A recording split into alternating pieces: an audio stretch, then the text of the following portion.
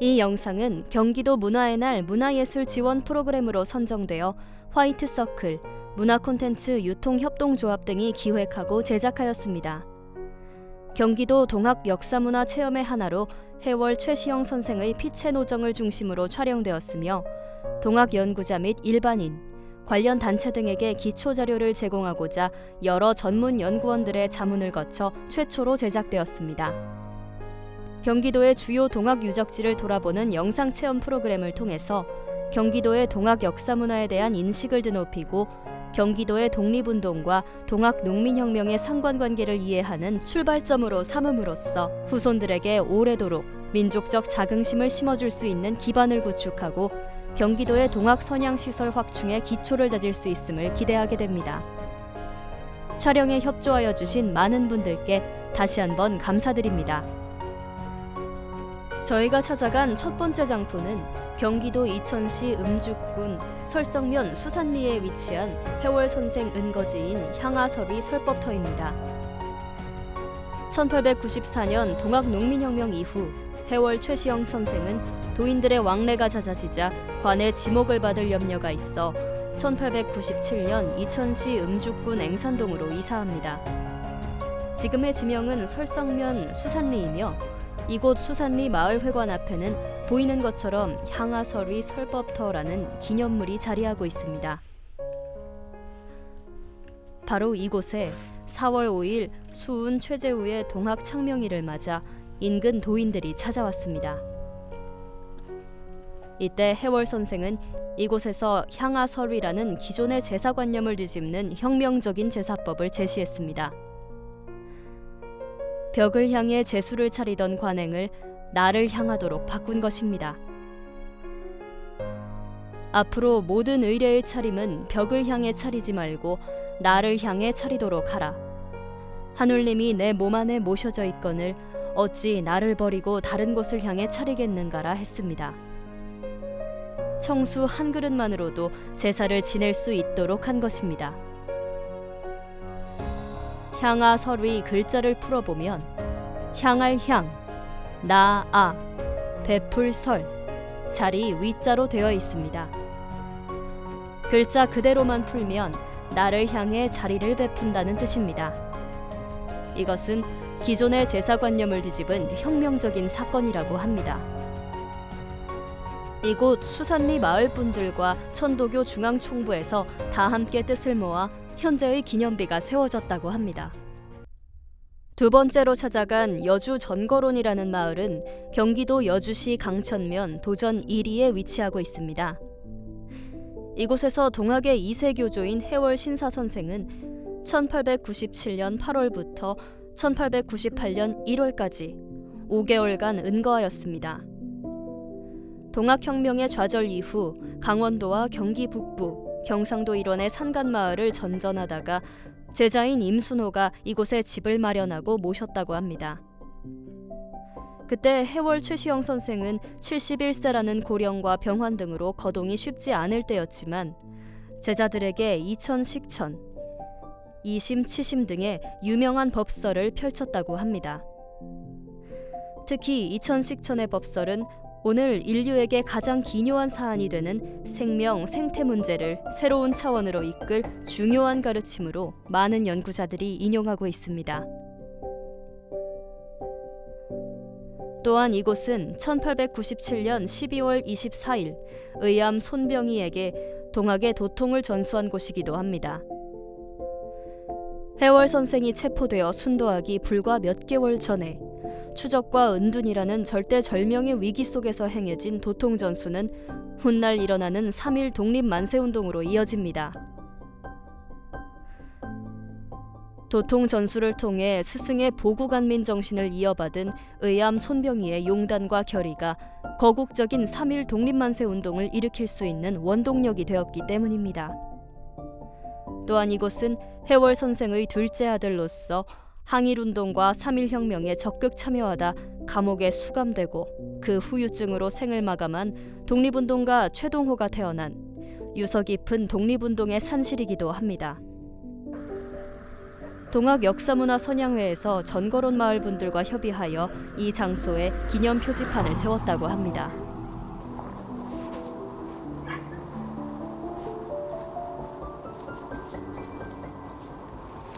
예, 이곳은 원주 호저면 고산리에 위치한 송골마을 원진여의 집입니다. 바로 해월 선생이 이곳에서 약 3개월가량 머물다가 관군에 의해서 피체된 곳이기도 합니다. 해월 선생은 관의 지목을 받기 시작한 1862년부터 피체되는 1898년까지 약 36년간 전국을 돌며 이 은거 생활을 했는데요. 해월 선생은 이곳에서 피체됨으로 인해서 이 은거의 마지막을 찍게 되는 것입니다. 약 36년간의 보따리 하나를 메고 전국을 도망다니며 시천주와 사인 여천을 설파하며 다시 개벽에 새로운 세상을 만들고자 전국적으로 동학의 조직을 만든 일명 최보따리가 결국 체포되고 말았습니다. 세계 최장기간의 도망자로 기네스북에 올릴 수 있는 대기록일 것입니다. 일제강점기에도 많은 독립군, 애국지사들이 체포된 사유는 대부분 가까이에 있는 밀정들의 신고 때문이었다고 합니다. 해월 선생은 인품과 덕망이 높았기에 주변인들의 신고를 피할 수 있었고 바로 이곳에서 36년여 만에 체포됩니다. 원진여 집터에 1990년 11월 9일에 세운 기념비에는 이 자리는 원진여 씨 집이 있던 곳으로 결해의 거룩한 스승 해월 최시영 선생이 송경인이 인솔했던 경병 45명에게 포덕 39년, 즉 1898년 4월 5일에 피체된 곳이다 라고 새겨져 있습니다. 송골마을 입구에는 1990년 치악고 미술동호회에서 추모비를 세웠습니다. 모든 이웃의 벗 최보따리 선생님을 기리며 와 해월의 천지즉 부모요 부모즉 천지니 천지부모는 일체안이라는 추모비의 글씨는 무의당 장일순 선생이 썼습니다. 우리는 이제 그 노정을 따라갈 것입니다. 하루도 한시도 쉬지 않았던 일하는 한울림 해월 최시형의 피체 노정을 따라갑니다. 피체 경로인 선배 둔둔리 나루터입니다. 해월 최시영 선생은 원주 송골 원진여의 집에서 피체된 후 목과 손발에 형구를 채운 채 교회에 갇혀서 서울로 압송되는 길은 뱃길을 이용했습니다. 첫 번째로 소초면 섬강 둔둔리 나루터에서 배를 타서 문막 나루터를 거쳐 여주 나루터에 내려 여주 관아에서 하루를 머문 것으로 기록에 전해집니다. 당시 의암 손병희도 둔둔리에 거주하고 있었고 구암 김연국도 옥직리에서 거주하고 있던 것으로 기록에는 나타나고 있습니다. 피체 경로인 문막 물구비 나루터에 도착했습니다. 이곳의 관련 기록은 이렇게 나와 있습니다. 신사는 문막에서 배편으로 여주로 향해 저녁 때에 도착했다. 문막에서는 황영식이 나타나 체포되어 같이 왔다. 황영식 씨는 신사를 뵙고자 전거론 이치경을 찾아갔다. 그의 아들 이순종이 황 씨에게 달려들어 너 때문에 우리 아버지와 삼촌이 악형을 당하고 사지에 이르렀으니 네가 가서 탈신케 하여 달라고 가족들이 잡아가지고 문막으로 왔었다. 이치경 형제는 방면되고 황 씨가 대신 잡히게 되었다는 것이다. 여주에 도착하자 임순호 부친이 뇌물을 주고 임순호를 구출하여 4월 6일 새벽에 신사와 황영식만 배에 태워 서울로 압상했으며 박윤경, 송겸수는 별도로 압상됐다고 전하고 있습니다. 문막 물구비는 지금의 강줄기가 아닌 매우 큰 강줄기로 지금의 평지 쪽이 강줄기였다고 현지인은 설명하였습니다. 36년의 도망자 생활을 끝내고 압송되며 바라보는 강줄기에 비친 석양을 바라보며 해월 선생은 무슨 생각을 하셨을까요? 해월 선생은 원주 송골에서 피체된 후 관졸들에 의해 서울로 압송되기 위해 뱃길을 이용하였고 제일 먼저 섬강 또는 섬배 둔둔리 나루터에서 출발하여 문막 나루터를 거쳐 여주 관아가 있는 여주 나루터에 도착합니다. 그 전에 흥원창이라는 곳을 지나갔습니다. 자, 이곳은 그 강원도 원주시 불원면에 있는 옛날 흥원창이라는 조세 창고가 있던 곳입니다.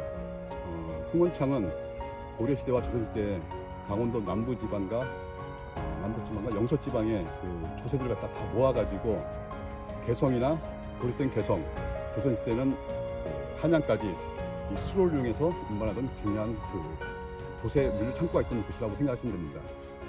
또한 이곳은 그 해월 최시영 선생님께서 그 강원도 원주 숨골에서 피체되시어 그 섬강을 이용해가지고 수로를 이용해가지고 그 여주모까지 가셨던 길인데 그 길목 중에 분명히 이 섬강을 이용해서 이 자리에서 잠시 쉴 수도 있고 아니면 그냥 지나셔서 여주모까지 갔던 중요한 길목 중에 하나입니다.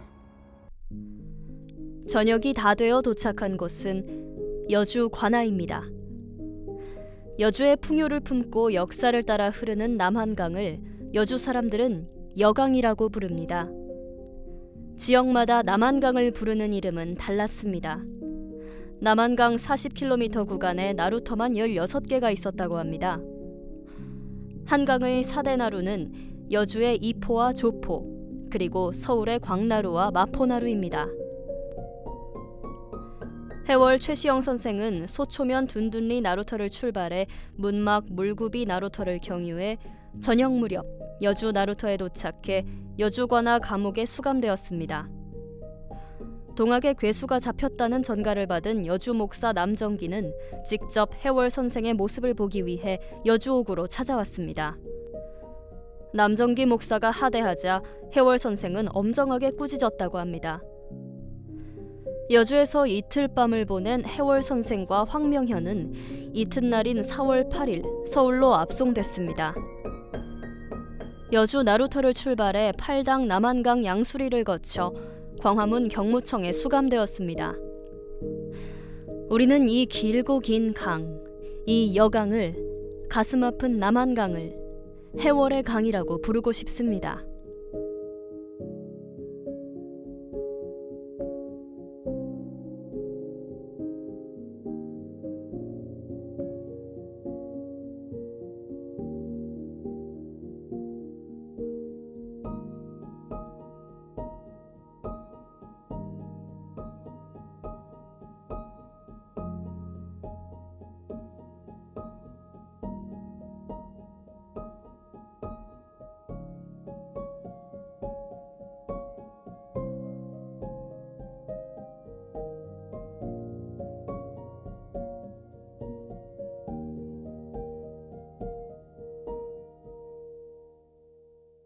네, 해월 선생이 한강의 수운을 따라서 이곳 한양까지 들어올 때 어디에서 내렸을까 하는 것에 대한 의문이 있습니다.